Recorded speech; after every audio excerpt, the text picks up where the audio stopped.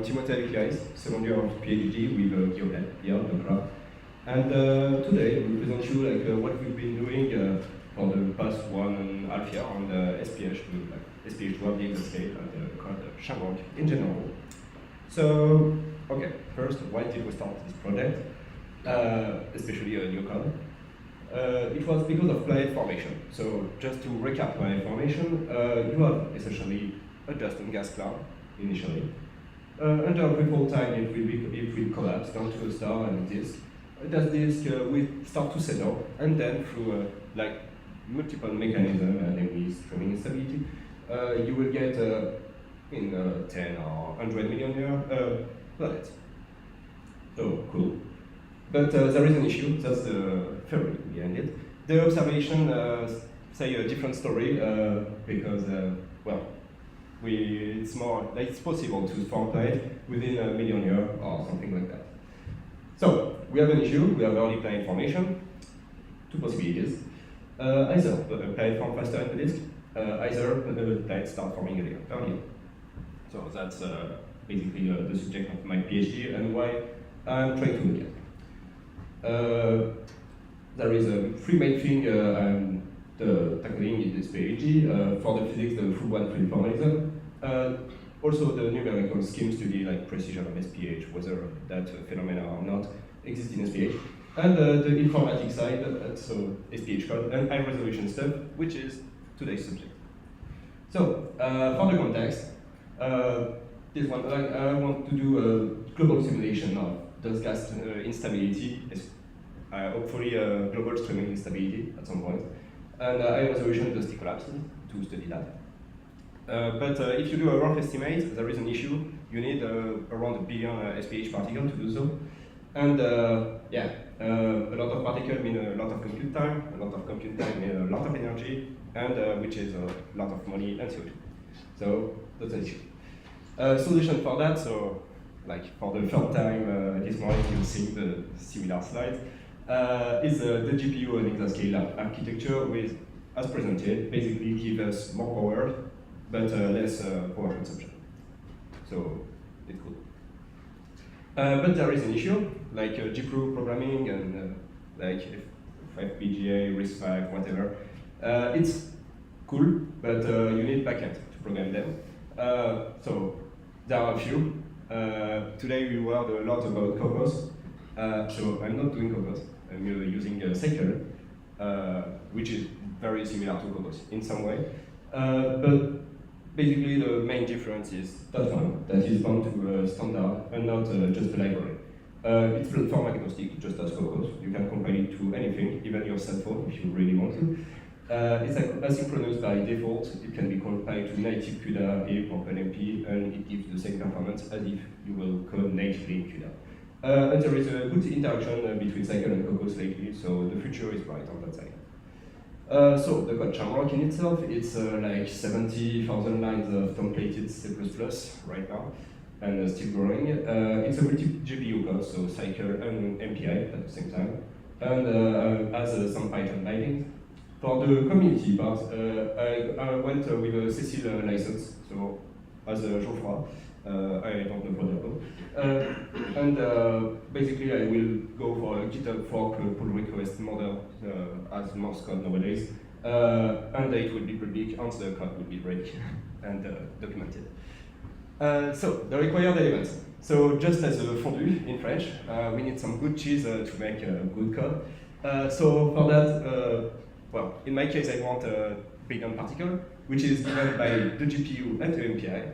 I need some hydrodynamics, of course, because it's an hydro code. I need some cell gravity to do the collapses. Well, not yet implemented, but hopefully in the future. The dust and the MHD. So, first, and that will be the biggest part of that talk, it will be how to do hydro on GPU. So, hydro on GPU. So I'm sorry for people doing IMR, it will be a very rough description on what is hydro on GPU.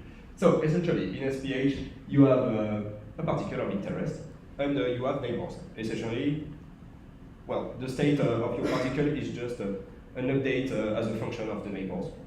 Essentially, it's the same in IMR.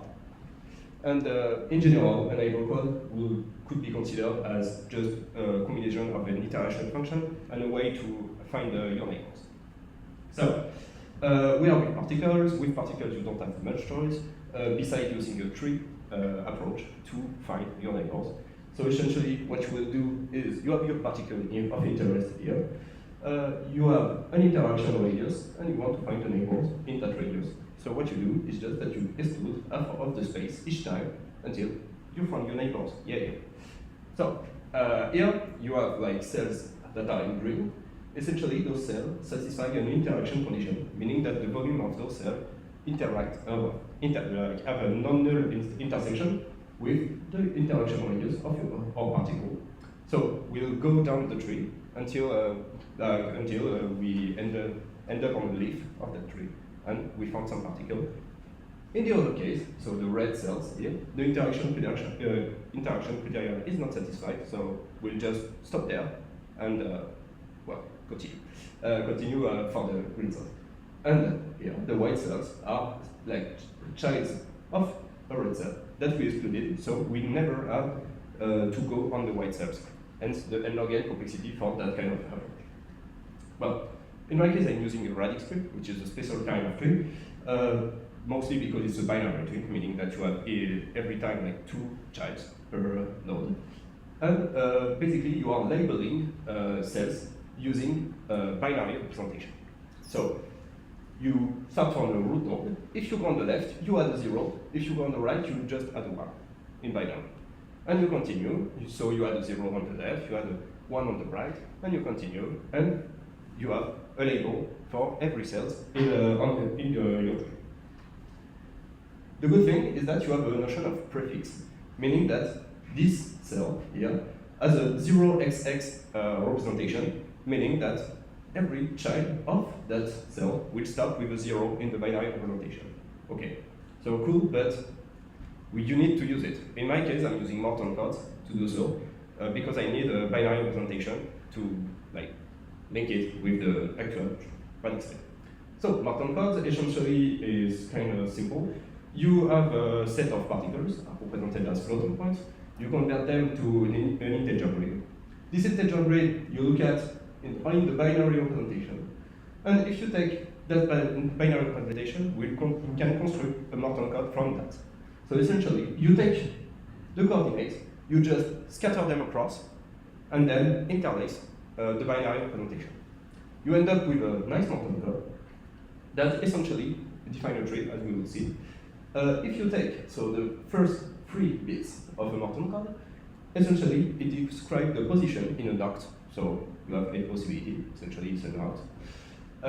If you take then the 3 next bits, it will refine the position where you are, and similarly, and so on, until basically you find until you get your actual position in an tree. So essentially, a Morton code is the position in an tree. Okay, but we need to build that tree. So that's painful, but thankfully for us, there is an article that was published by Karas in 2012. So it's a researcher from NVIDIA that basically used the CPU, GPU instruction to speed up the thing by an insane amount. And it was the missing piece for us. So the tree algorithm in general, you take point positions, compute the Morton codes, sort them, because you need a list of sorted Morton codes to use the Karas algorithm.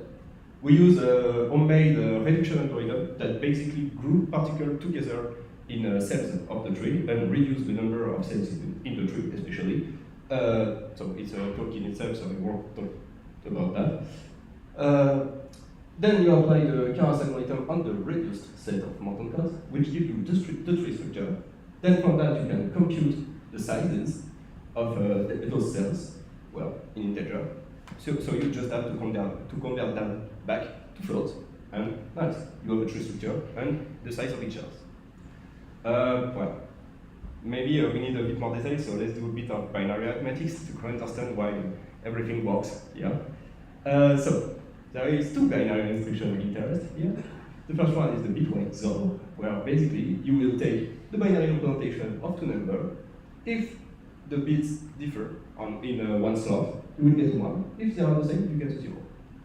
The good thing is that on XPUs, meaning CPUs and GPUs, it's only 1 cycle to perform this operation. So nice. For the C, and then the other one of interest is the C of Z, so count leaving 0. That basically just gives the number of zeros in front of the first one in the binary representation. So, well, this one is only 1 cycle too. So, why Morton is fast? Let's take 2 mock examples. Here we have 2 Morton codes, so 0, 1, 0, 0, and 0, 1, 1, 1. If we take the XOR of those 2 numbers, we get 0, 0, 1, 1, which means that the first 2 bits are the same.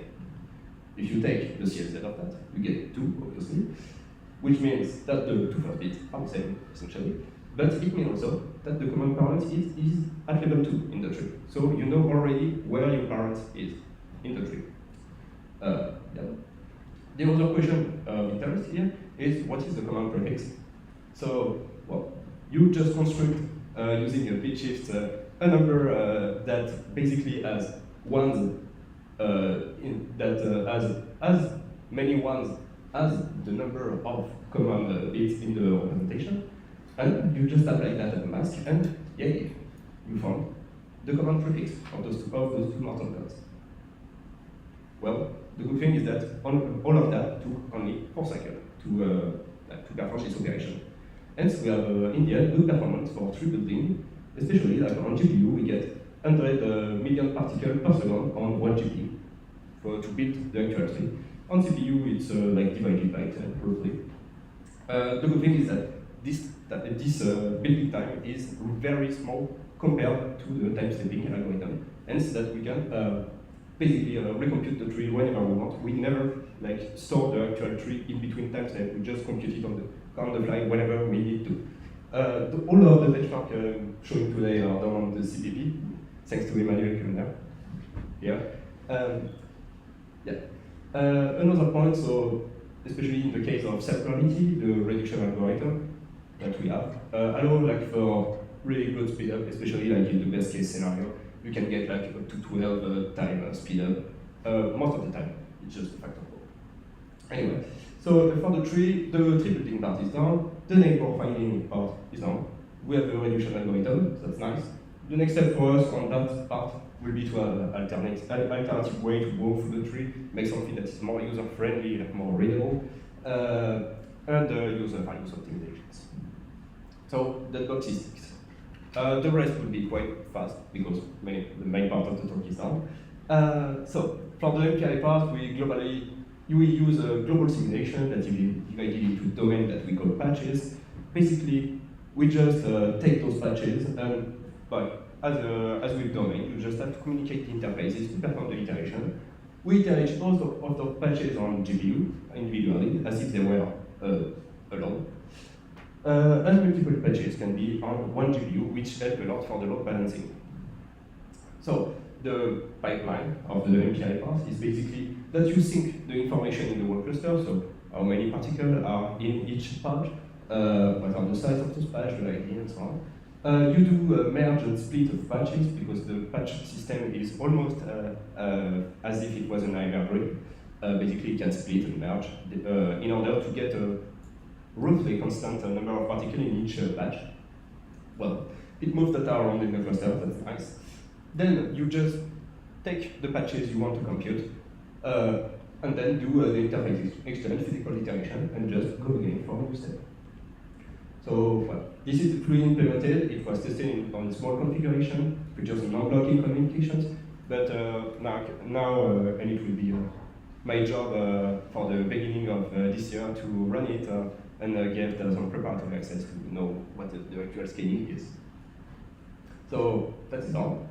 Now for the hydro, so this will be quick. Basically, I use what's done by Price et al. 2018, so SPH, barotropic gas, standard I have a barotropic gas, and also standard gas plus artificial viscosity, and that is working.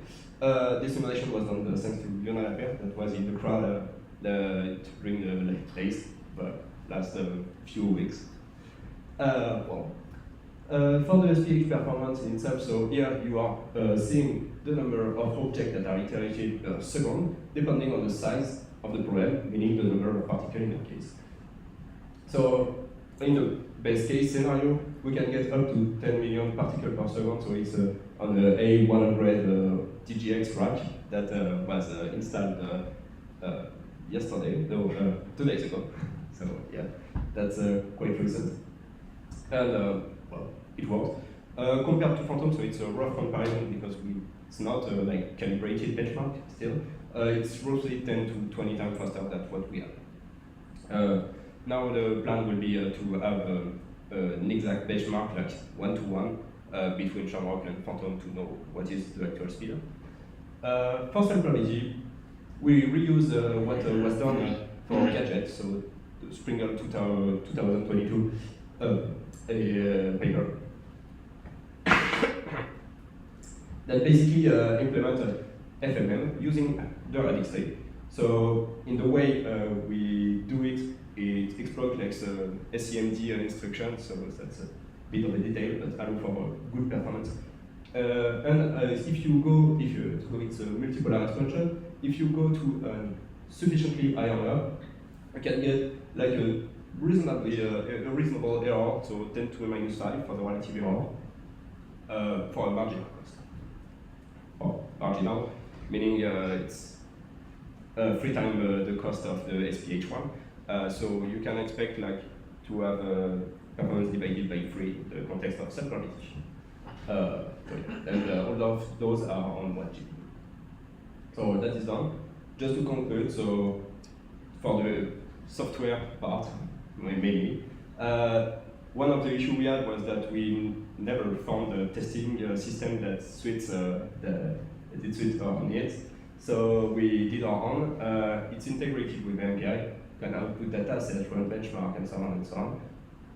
Essentially, you can do unit test analysis, so what is the precision of that solver and so on, or run actual benchmarks. The other thing, so the last one, is that we went for a Python input script because, well, C++ is hard, so if there is no C++ to set up an actual simulation, it would be cool. And it's really flexible for the simulation input, especially you can do like multiple simulation in only one job using a data approach. And it especially can be run also interactively using IPython and Jupyter Notebook. Not done, but really easy if you have IPython integration. Well, for the next steps, it would be like to try doing MHD, what Flip does. Also, discontinuous hierarchy in IMAP, because, well, everything I discussed today is just based on an interaction criterion. So if you have the interaction criterion for IMAP, which is the case, you can just write an IMAP code from that. And yeah, doing some documentation, that will be our one, and doing some tests on tier 0 cluster, and in general achieve higher GPU occupancy. Well, that's it for today. Thanks.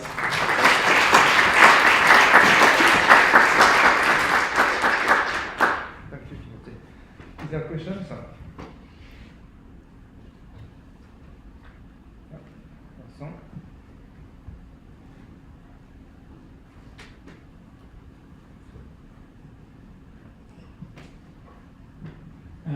Thank you for your talk. It's a technical question, but I'm curious. So, in the code, do you need to get back and forth the Morton code and the code in your tree? And if so, what binary instruction do you use? And is it efficient both on GPU and CPU? For what? For communications?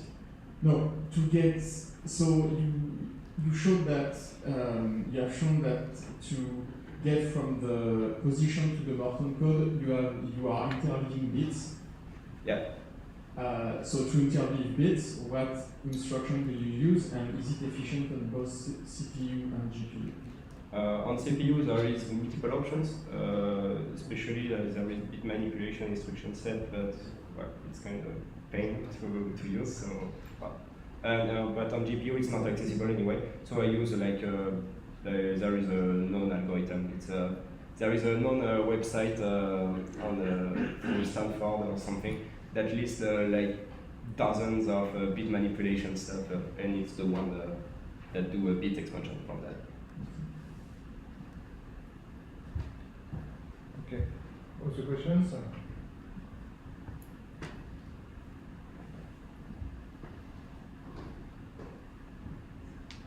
Thanks, Steve. I was wondering, because compared to Diablo or Edifix, it seems that you've been reinventing a lot of things. You're not reinventing, but like re-implementing by yourself a lot of things. And I wonder in terms of like long-term sustainability, this all like, for me the whole advantage of using libraries like Cocos, etc. is that, as Arnaud was saying, there is separation of function. As a physicist, I don't have to care. Like, I don't have to do bitwise manipulation, basically. So is it something that, like, how do you envision that for Shamrock? Basically, we are doing something similar with Cocos. Basically, in our case, Cycle. Essentially, it's nearly the same thing. It's just that Cycle is a standard, Cocos is a library. They both have exactly the same code, essentially. In Cycle, you can compile to like OpenMP, CUDA, heap, whatever.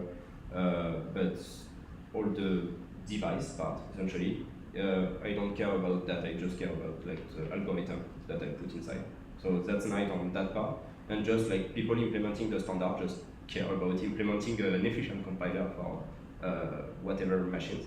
Especially like on ARM, it pipe like through LLVM, and you should get some good vectorization in theory. The big if, yeah. Okay, another question? Yes?